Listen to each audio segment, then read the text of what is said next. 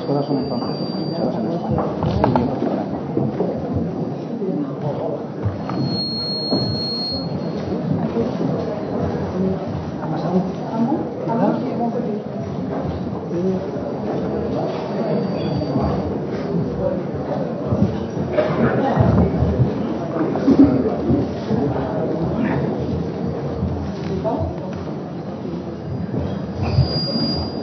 Arratsaldeon, sail ofizialeko los... Buenas tardes, vamos a comenzar la rueda de prensa de los pasos dobles. Vamos a hacer la rueda de prensa de la película Los Pasos Dobles de sección oficial. Tenemos con nosotros a su director, Isaki Lacuesta, tenemos a los productores Luisa Matienzo y Dan Wessler, la guionista Isa Campo y también tenemos los actores Miquel Barceló, a Lucy C, a Mondolo y a Masagudolo. Y están dispuestos a responder a sus preguntas. Así que la primera pregunta, por favor. La primera cuestión, s'il vous plaît, là. Oui, allá atrás. ¿Puede levantar la mano, por favor? Ah, no. Entonces aquí mismo, a la derecha. Ok, de acuerdo. Sí. Hola, buenos días. Me gustaría preguntarle a Isaki Lacuesta o Luisa Matienzo si nos pueden contar un poco la génesis de este proyecto, cuál fue el origen. Es muy tópica la pregunta, pero a mí me interesa mucho saber, para orientarnos más en el sentido de la película. Y luego a Miquel Barceló, esto que acabamos de oír, el actor Miquel Barceló, ¿no? ¿Cómo se toma un pintor como él lo de que le presenten como actor y qué es lo que le hizo implicarse en un proyecto como este? Bueno, Miquel y yo llevamos toda la mañana dando versiones contradictorias sobre el origen de la peli, así que mejor que lo cuente Luisa.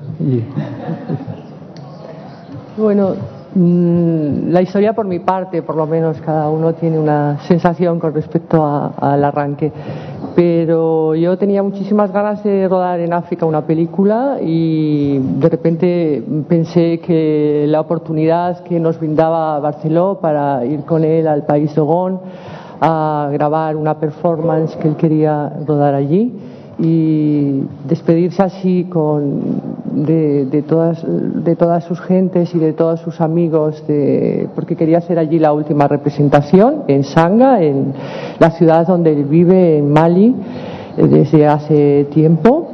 Y bueno, y entonces decidimos ir allí para grabar esto y pensamos, Isaki y yo, que queríamos hacer más y queríamos exprimirle un poquito más si cabe, no solamente grabar la performance, sino además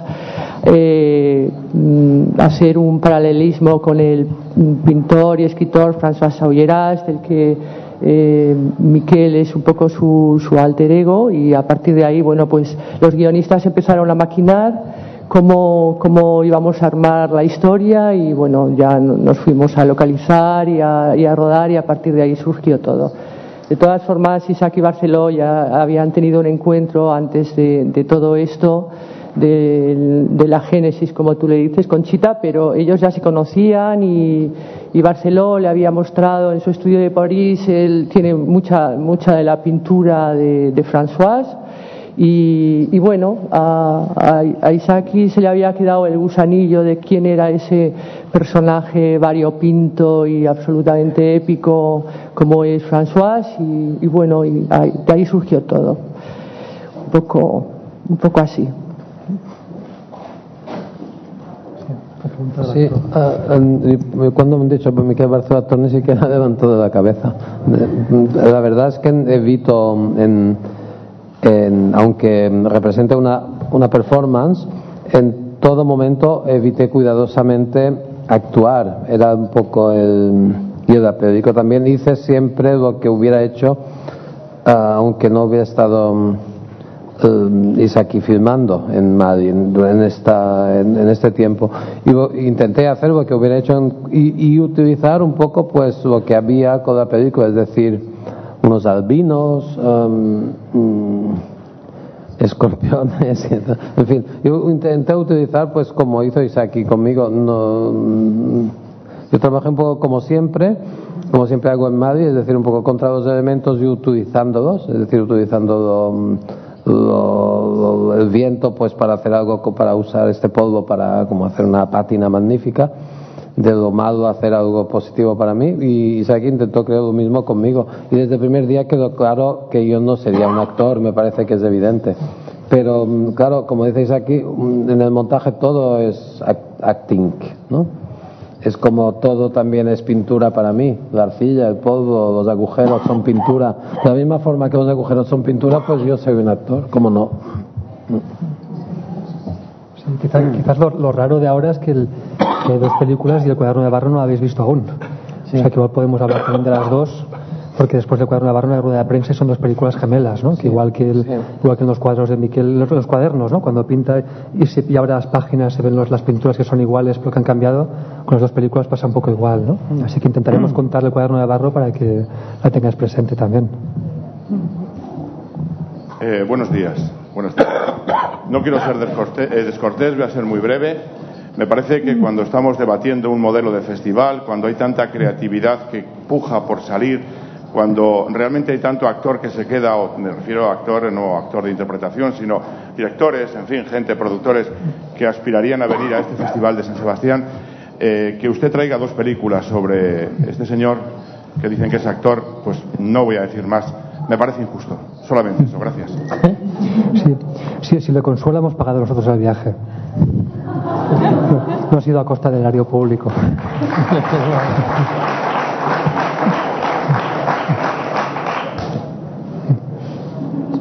Adelante, sí. Hola, ¿qué tal? ¿Se oye? Buenos días. Quería preguntarle a Isaki La Cuesta ¿por qué sigue tan preocupado por la cuestión de la duplicidad o de... Bueno, aquí la película se llama Los Pasos Dobles, hablábamos de los cuadernos de Miquel Barceló. ¿Por qué le sigue interesando ese doble recorrido que tienen las personas, que tiene también la figura pública y la figura privada? Y por otro lado, viendo la película da la sensación de que es algo que ha ido evolucionando mucho durante el rodaje, que se ha dejado empapar mucho de lo que es Mali y que de alguna manera tu fascinación por el país ha incorporado nuevas historias paralelas a lo que son los pasos dobles. Gracias. Sí, pues la verdad es que no lo sé, porque sí es cierto que todas las películas se me acaban desdoblando o haciendo cosas raras. Lo que sí es verdad es que cuando afrontamos cualquier proyecto siempre pensamos varias películas posibles, y lo que me gustaría es hacer 4 o 5 y cabrear aún más a ese señor, pero al final no puedes, ¿no? Por razones de presupuesto, de la sensatez, ¿no? La vida se impone y acabas haciendo una sola peli, que es lo normal.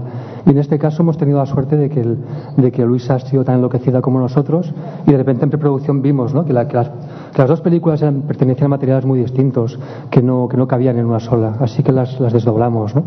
Y es curioso porque la película se llamaba Los Pasos Dobles desde el principio, cuando pensábamos en hacer solo una. O sea que de repente es como si el nombre fuera una especie de premonición. Y no sé por qué realmente esta obsesión, o llámale como quieras, sobre los dobles. Quizás porque es una forma de cambiar de estilo sobre la marcha, creo yo, ¿no? Y eso permite que las películas... Yo creo que cuando hago cambio de estilo sobre la marcha cobra una intensidad mayor. Es como... Esto lo decía Augusto Monterroso, ¿no? Que si una buena conversación cambia de tema y cambia de estilo a medida que avanza, porque las películas o los libros no pueden cambiar también de forma a medida que avanzan, ¿no? Y eso hace que tengan una fuerza mayor. Y es un poco lo que intentábamos. Y lo de Mali, sí, claro, es que arrancamos a partir no conocíamos nada de Mali, conocíamos los cuadros de Miquel y la historia de Ogiras, y a partir de aquí intentamos que esa historia, que era una especie de esquema, intentamos que se dejara llenar por lo que encontrábamos allí.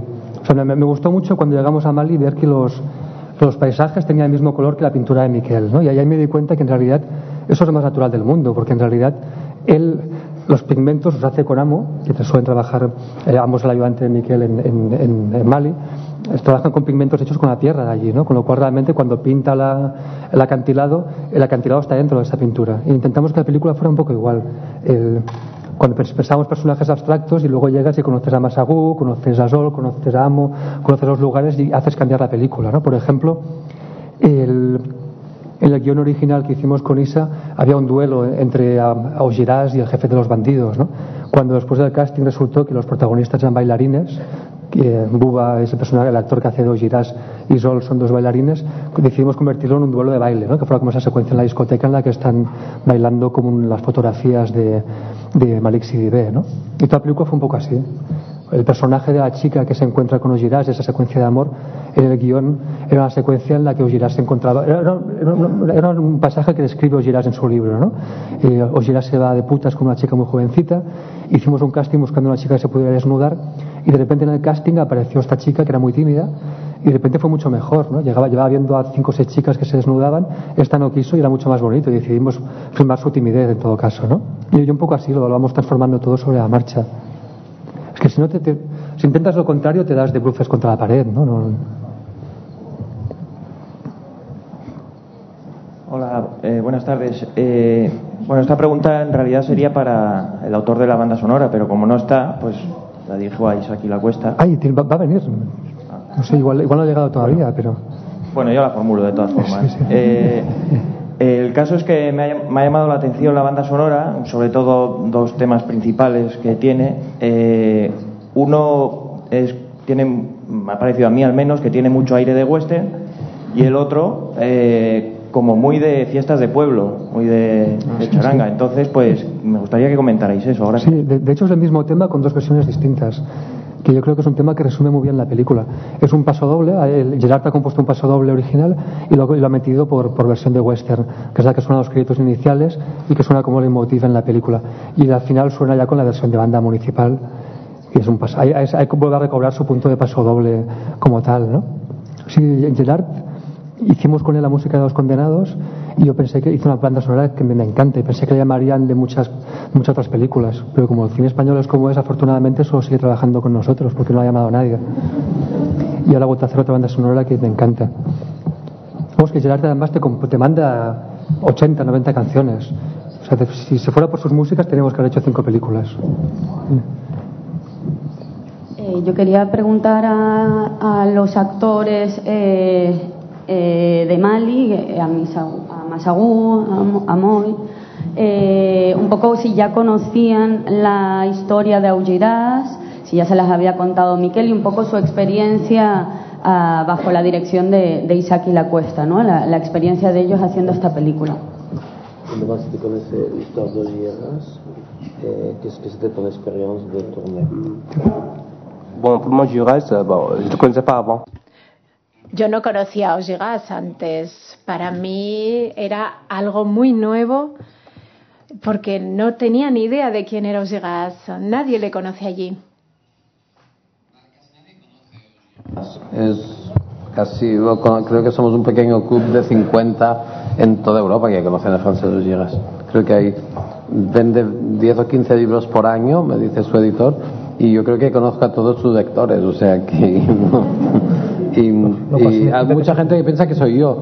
En Venecia, cuando lo expusimos en el pabellón de Venecia, mucha gente pensó que era como un heterónimo, como Pessoa, como yo he citado a menudo a Pessoa, pues que había hecho un pequeño juego de heterónimos con Augiras. Pero no, la verdad es que existió, vivió, padeció y murió en un hospicio, en una cueva, vaya. Y estuvo en África, no en el país Dogón, pero en el África sahariana, en la que yo también he estado mucho. Y mis amigos no lo conocían, pero bueno, después os pueden contar lo que fue su experiencia de rodaje, eso es otra historia. Sí. Il faudrait que tu parles de comment c'était l'expérience de tourner le film avec Isaki, de tourner le film. Tu peux expliquer ça, non? Tu peux expliquer? Oui, donc on a tourné le film Augiras. Sí, cuando rodamos la película, yo a Augiras lo conocí por el trabajo de Isaki, realmente. Y nos gustó mucho trabajar para él.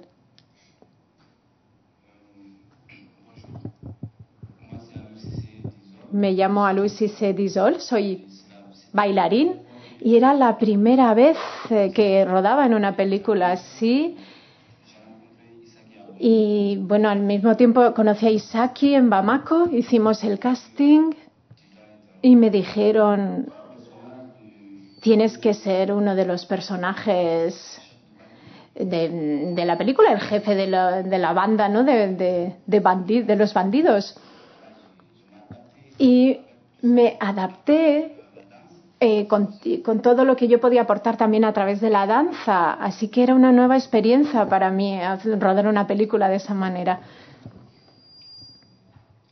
Hay que contar, ¿no?, que Amo y Massagu son los mejores amigos de Miquel en Mali hace muchos años. Amo trabaja con él.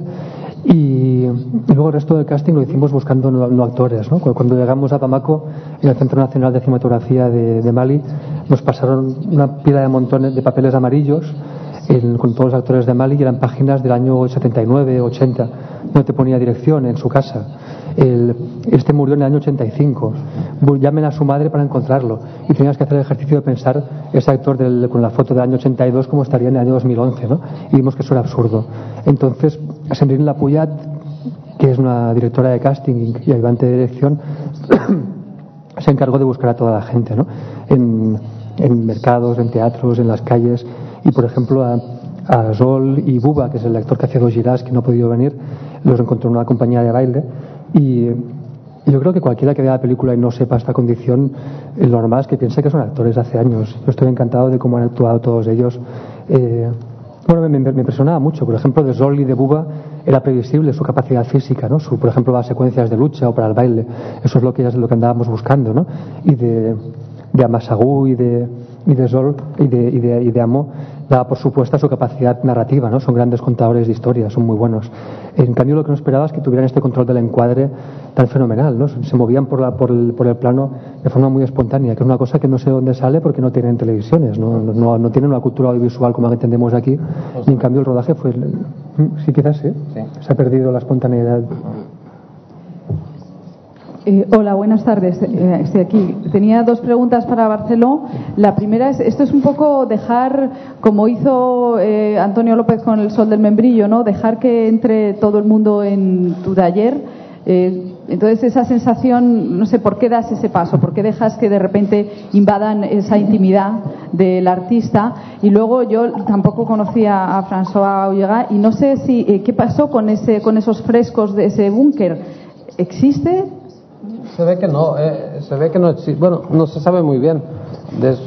Y está bien que sea así. Él los describe en un libro que se llama La Trajectoire. Describe que pintó una primera vez los frescos, fueron destruidos por soldados españoles de la Legión extranjera o algo así, y los volvió a pintar, y esta vez dejó caer una roca enorme para cerrar la pequeña puerta del búnker, y en su libro dice, porque mi obra no es para gente de este siglo. En fin, es la frase. Pero claro, en los frescos no llegas, suele exagerar mucho, ¿sabes? Cuando dice he hecho una gran pintura, pues después era un trocito de puerta de un palmo, ¿sabes? Es su carácter, es su naturaleza. Y en fin, y este búnker lo hemos buscado. Yo he estado por la zona de los Llegas, en el Godea, en Gardaya, los sitios donde podía haber estado. Encontré búnkeres vacíos llenos de serpientes, y no había ningún fresco ni nada parecido, y si hubiera habido algún fresco, pues el tiempo lo habría destruido. Pero también puede ser que esté debajo de la arena en alguna parte. Con Isaac hemos pensado a menudo en hacer esta expedición buscando el fresco. Ahora mismo es una de las zonas que se dicen peligrosas del planeta, lo que no deja de añadir de picante la cosa. Y la otra pregunta, yo me sentía bastante alejado de esta experiencia del Sol de Membrillo. No, en ningún momento pensé que era algo parecido, en ningún momento pensé que estarían 6 meses en mi taller o un año, por suerte. Sí, ¿no? Fue muy breve. Y la verdad es que yo no hice, y en eso tengo que... Isaac se adaptó muy bien a mi naturaleza, y yo hice lo que hubiera hecho aunque no hubieran estado ahí. Me lo impuse un poco como disciplina también, justamente porque no quería desnaturalizar nada, ¿sabes? Usé lo que había, es decir, los albinos que ¿cómo vino lo de los albinos? Los albinos yo ya había pensado pintar albinos con lejía, y era como teórico, pero la verdad cuando funcionó tan bien que ya se convirtió en algo, ¿verdad? Inmediatamente formó parte de mi obra y de la película. Y de exhibirme, bueno, más que exhibirme era ir trabajando y dejar que hubiera una cámara, pero como tenía buena relación con Isaac y con Isa y con el cámara, no me resultó muy difícil. No es un gran equipo, no es mínimo. En mi casa todo es al aire libre. La verdad es que es una choza y una serie de cuevas al lado de un acantilado. En ningún momento tenía la sensación de que tuviera mucha gente en mi casa. Mi casa es tan pequeña que no permite que quepan más de 2 o 3 a la vez. Sí. Cuando empezamos la película pensé en que alguien igual hacía la comparación con el Sol del Membrillo, y por si acaso pensé que Miquel aparecía en el primer plano disparando con una escopeta. Así ya para romperlo de entrada. Sí. Ya. Así ya no hay más, no hay duda. Hola, buenas tardes. Quería comentarle eso. Esa película tiene cosas muy interesantes, pero me parece que, como nos comentó al empezar, que no conocía nada de Mali cuando llegó en realidad me parece que usted se inspiró bastante a algunos momentos y a algunos autores de cine africano, particularmente conocimos que el cine de Mali puede ser lo más interesante como cine de autor. Y del otro lado, pero la película después cae en una cosa como parece un spaghetti western, algo así. Y al final, no tiene usted la impresión que al final es una película que es como bastante costumbrista, es como un postal que viene de Mali, de diferentes temas. Ya Barceló estaba comentando los albinos que utilizan. Pero la pintura es una cosa, la pintura experimental es una cosa, el cine es otra cosa. Y me parece que al final es una película que a mí personalmente nunca me emocionó. Me parece una película que tiene muchísimas cosas, puede ser demasiado cosas, pero al final no te da la impresión. Usted conoce, por cierto, la película de Joseliani que ha hecho en África, pero esa película era otra cosa, era una metáfora muy coherente que utilizaba a los negros con una finalidad.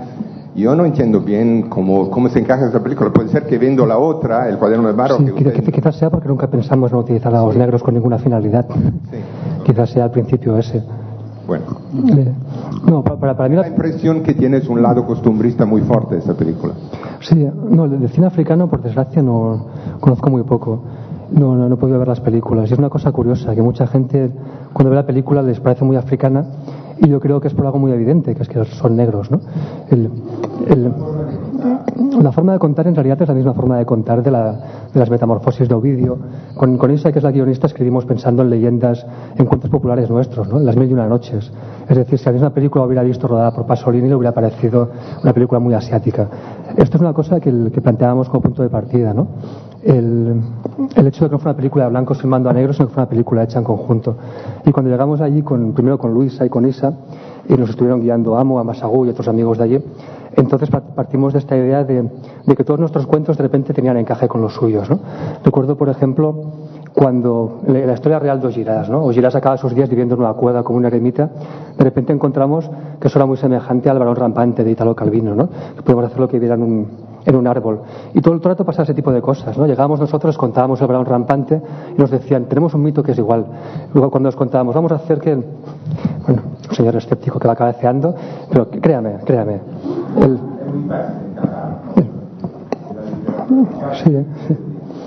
Sí, es muy fácil. Es una tradición milenaria. Sí. A mí incluso las películas imperfectas me gustan, es una cosa que me satisface. Creo que está bien que las cosas no sean redondas. ¿Qué estaba contando yo ahora?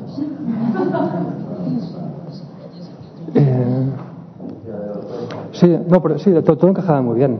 O sea, por ejemplo, es que al final todos son muy parecidas las mitologías, ¿no? Les contábamos la idea del doble y tenían sus propias historias. Yo creo que ahí sí que hemos bebido mucho de lo que nos contaban ellos y de lo que vivíamos, ¿no? Luego ya evidentemente hay gente que le puede gustar y gente que no, lo cual es ideal, ¿no? O sea, me parece estupendo. Luego suele pasar mucho también, ¿no? Que la gente reconoce y aprecia mucho más lo que ya ha visto que las cosas que no ha visto nunca, ¿no? Por ejemplo, era bonito, ¿no? Cuando allí en el País Dogon se representó la performance Paso Doble, ellos todo lo interpretaban en clave de su mitología y encontraban analogías sin parar que nosotros habíamos leído en otras claves. Se había comentado la performance como en relación a la tauromaquia y ayer lo relacionaban con su mitología. Y esto era muy bonito. Realmente ha sido una película que se ha hecho en unión con la gente que hemos ido encontrando. Creo que nunca se han sentido alejados o que estuvieran representando para nosotros algo creado por nosotros que no tuviera relación con África. Uno de los actores siempre decía que se veía absolutamente reconocido en lo que habíamos escrito. Bueno, de hecho, hemos hecho 2 películas para eso. Si no le gusta una, vea la otra. Bueno, vamos a poner esto en el eslogan. Una de las 2 estará bien. Y si no, prometemos volver con otra. Así hasta que le guste. Yo hago eso con los cuadros. Siempre pinto otro porque el de anterior pienso que no estaba muy bien. Y llevo 40 años así. Sí. Hola, mi pregunta va para los dos. Y es que hace unos años, como en 2008, me encontré en el Barbican, en Londres, con una obra que se llamaba Paso Doble. Sí. Que tengo que decir que, bueno, yo no sé si dices que no es actor, pero allí... Un momento, antes de que se vaya, es que dice que es muy fácil encajar las cosas. Que si hago no sé, esta película es fácil. Váyase a Mali y ruede. Es que no es una película fácil.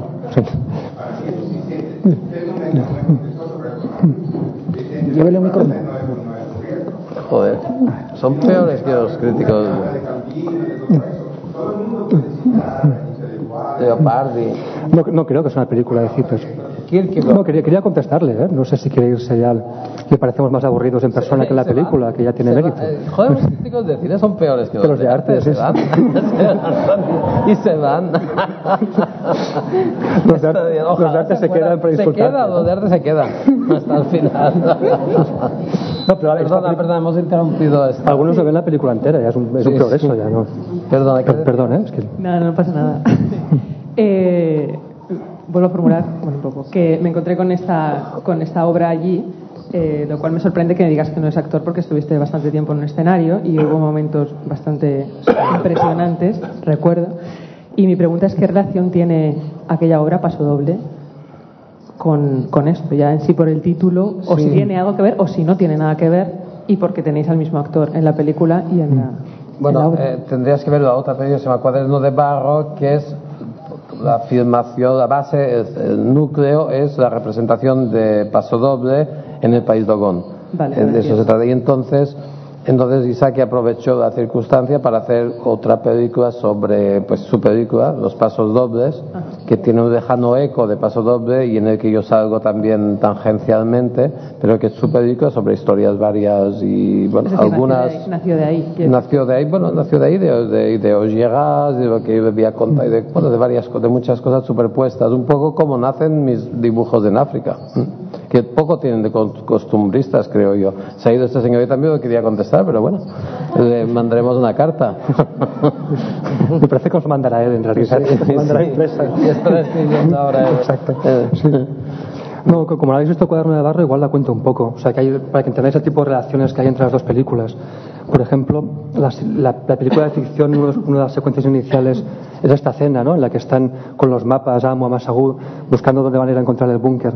En la otra película está rodada el mismo día la cena documental en la que Miquel y Nach están contándoles que van a hacer la performance en el pueblo y donde Amo y Amasagú les dan la bienvenida y están hablando de cómo va a ser la performance, ¿no? Y luego hay muchos ecos de este tipo. Lo que está al fondo de una película como paisaje o como figuración, en la otra de repente son los protagonistas. Por ejemplo, en la ficción, Los albinos que habéis visto, en la película documental, Miquel Barceló los está pintando con esta técnica de la lejía sobre telas y cartulinas negras, ¿no?, que es una técnica que inventó cuando estábamos en África, en la que empieza a pintarlos, lo ves como algo transparente, y en las siguientes horas empieza a subir de modo muy costumbrista la lejía, ¿no? Y por ejemplo, bueno, la cueva que habéis visto en la película de Los Pasos Dobles, quien vea solo, yo creo que son dos películas que se pueden ver por separado y no hace falta que la gente sepa que existe la otra película, pero quien vea las dos encontrará estos ecos, ¿no? Quien solo vea el Cuaderno de Barro pensará que en un lugar de Mali hay una cueva entera pintada por Miquel Barceló y quizás haya turistas que vayan, ¿no? Porque la película termina cuando lo pinta todo y termina con la cueva pintada. Quien vea la otra película se dará cuenta de que todo eso ha sido borrado, ¿no? Que me gustaría decir que es el plano más caro de la historia del cine español, ¿no? Que si hubiéramos conseguido vender la cueva, hubiéramos podido hacer 200 películas costumbristas más. T'ha tocat això del costumbrista? Yo reivindico el costumbrismo. No reivindico, yo también. Me parece fatal que le parezca algo infame, ¿no? Soy un de costumbres. Tengo la costumbre de ir a África cada año.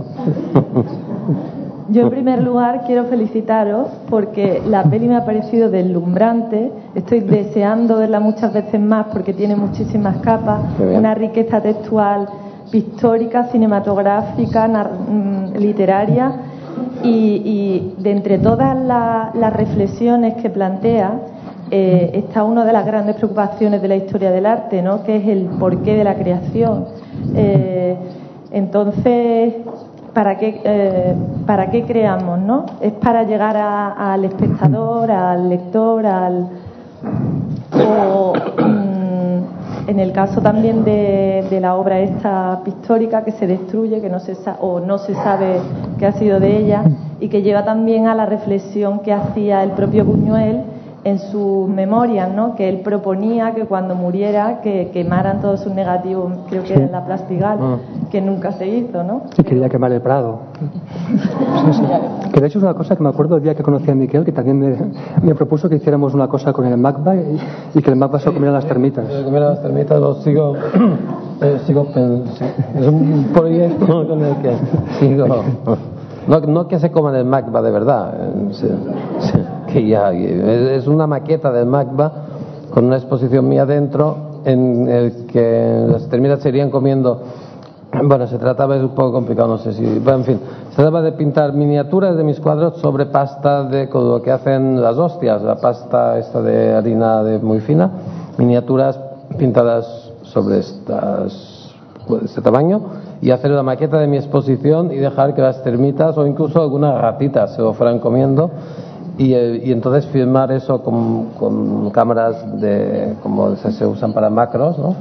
Y entonces sería como un artista de 110 años que iría contando su vida y mientras van desapareciendo toda la obra.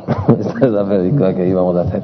Sí. Bueno, sobre la idea de crear, yo creo que al final es sobre todo es por placer, ¿no? Lo más importante de crear es ese impulso casi físico y la sensación de que has hecho algo que te gusta, ¿no? Cuando uno escribe una poesía en casa sin pretensión de que llegue a nadie, en ese tipo de cosas creo mucho. Y sí pensábamos en la peli que si las reflexiones de estas fueran en todo caso como en segunda instancia, ¿no? Que en primera fuera todo muy material, muy físico, los pigmentos, las manos, los cuerpos, ¿no? Ver que las cosas al final no son esa idea que se hace mucha gente que es normal que se la hagan, porque solo nos ven en los festivales de 5 estrellas, ¿no? En hoteles de 5 estrellas, pero luego el trabajo diario es algo muy artesanal, muy técnico y muy manual, ¿no?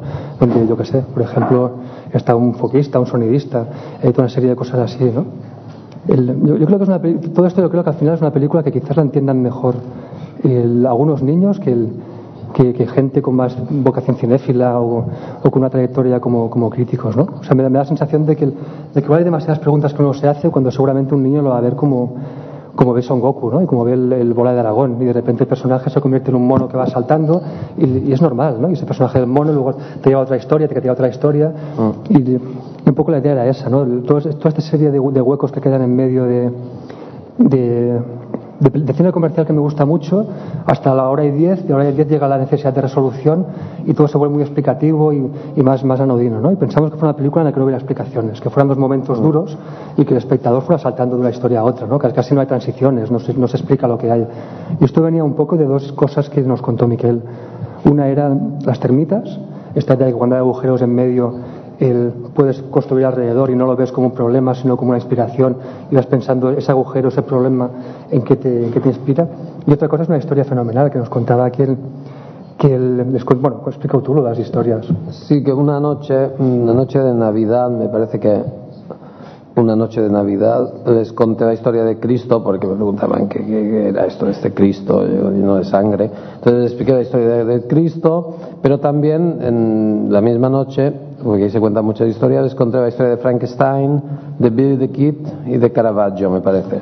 Y al cabo de unos días la historia me volvió mezclada, toda de nuevo, combinada. Entonces el Cristo estaba hecho de cadáveres y había matado al asesino de su madre y huía, y el Papa de perdón, en fin, era fantástica, se convirtió en una historia estupenda. Y es así como funcionan las imágenes también y los cuadros y todo en África. A mí, mis propias imágenes me vuelven modificadas. Una buena metáfora de eso es una escultura que hice en los primeros 90, que era un cráneo de mono con ruedas hechas con calabaza, con cáscara de calabaza, las ruedas. Y entonces, bueno, lo fabriqué, me lo llevé y después lo hice en grande, como tamaño 600, digamos. Y al cabo de unos años me encontré que los niños de Segú hacían con cráneos de mono el mismo objeto para vender a los turistas. O sea que me había vuelto mi mismo objeto modificado y ellos no sabían que lo había hecho yo. Les daba igual, lo hacían para vender. Y esto pasa con las historias, hay historias que yo he contado, a veces inventadas o a veces leídas, oídas o un poco, da igual. Me vuelven pulidas como una piedra, ¿no? Que ha sido que pasa por muchas manos, una moneda. Y eso es muy africano. Claro, ahí no hay televisión, no hay casi radio, no hay periódicos. y hay esta potencialidad oral todavía, de eso me he alimentado yo estos últimos 20 años, y de la imagen. Es gente que es capaz, yo les enseño una mancha como las que yo hago y les digo, esto es pues un esqueleto bailando, y me dicen que lo ven, y lo ven tan bien como lo veo yo, ¿sabes? Y son más fuertes que yo en ver formas de las rocas, porque hacemos este juego continuamente. Entonces llevo 20 años practicando.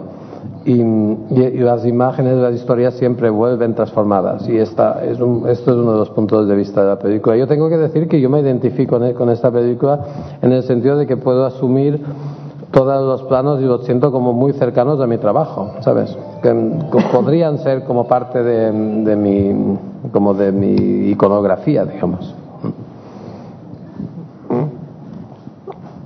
No es es una colaboración, pero yo creo que siempre Isaki respetó mi trabajo, igual que yo respeté el suyo. Fue como una coexistencia muy...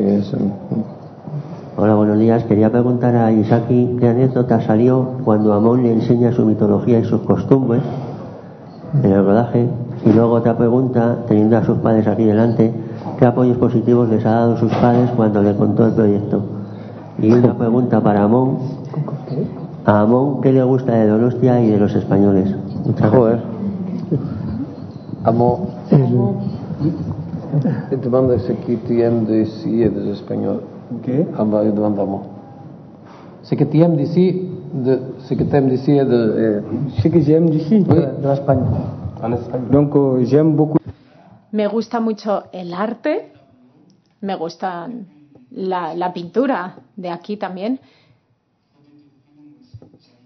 Y me gusta también ver películas. Cuando hablo de arte en sentido amplio.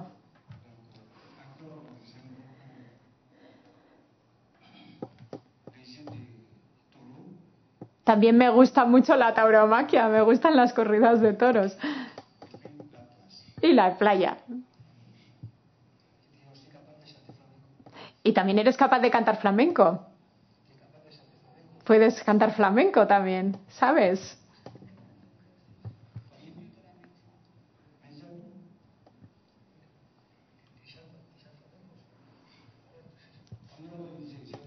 Sí, me encanta el flamenco. Las has oído conmigo miles de veces y en mi cassette y las sabes todas de memoria. También de Tom Waits y de Jimi Hendrix. Y alguna de Bach. No, y en cuanto a mis padres, ¿qué te voy a decir? Están aquí en primera fila. Sí. ¿No? El resumen sería que de pequeño me llevaron a ver muchas películas, y luego en ese momento de crisis absurda de los 17 años, cuando uno sabe qué hacer, yo me planteaba si igual meterme a economista, y de repente mis padres me dijeron, pero tú te has parado a pensar bien, ¿tú crees que puedes ser economista? Y dije, no, tenían razón, o sea, no. Y ahí me reconduje.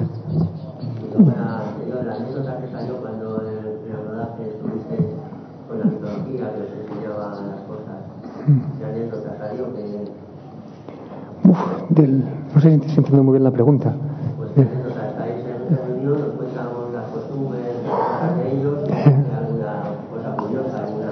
Sí, de estas muchas. Por ejemplo, Augilas vivía en las cuevas, ¿no? Cuando sus últimos días en la vida se la pasa viviendo en agujeros lejos de la sociedad, ¿no? De repente, cuando llegamos a Mali, descubrimos que en el país Dogon lo que hacen es enterrar a los cuerpos en las grutas de las paredes, ¿no? Una cosa que no conocíamos, tal y como se ve al final en ese entierro. Entonces lo que hicimos, además son entierros que no suelen ser con el cuerpo, son entierros que se hacen al cabo de quizás 8 o 10 años, el tiempo que necesiten para tener el funeral montado, ¿no? Entonces lo que hicimos fue un funeral de homenaje a Augilas, en este caso con 50 años de preparación, ¿no?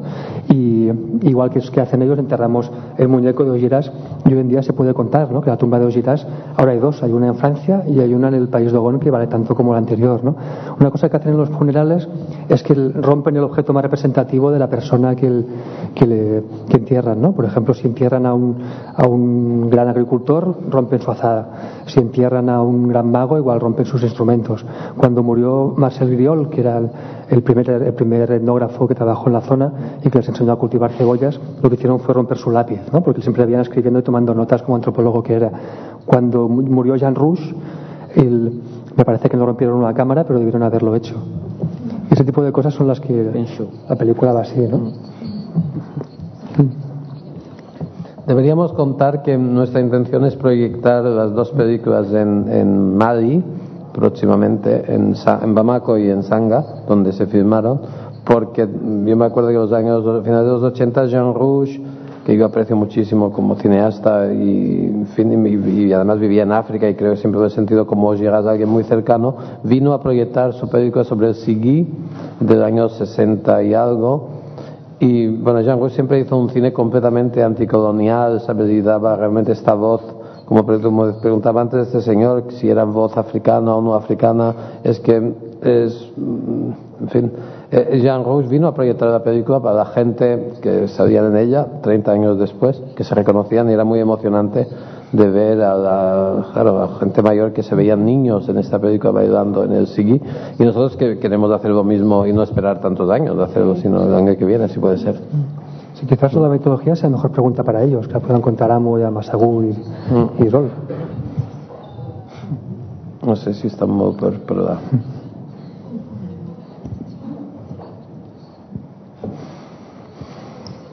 Bien, ¿hay alguna pregunta más, por favor? Bueno, y disculpad si antes me he cabreado, pero no es cabreo porque nos guste a alguien, que os no parece bien. Pues que en el cine pasa muchas veces eso, ¿no? Que yo qué sé, igual si alguien es vegetariano dice, pues a mí no me gusta el pollo, pero la gente come pollo, ¿no? Pero en el cine parece como yo soy vegetariano, deberían matar a los que producen pollos, ¿no? Y dices, bueno, ¿por qué, no? Está bien que existan pollos y verduras, ¿no?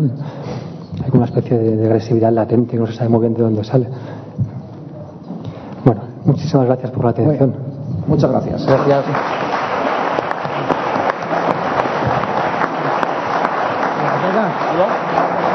Venga,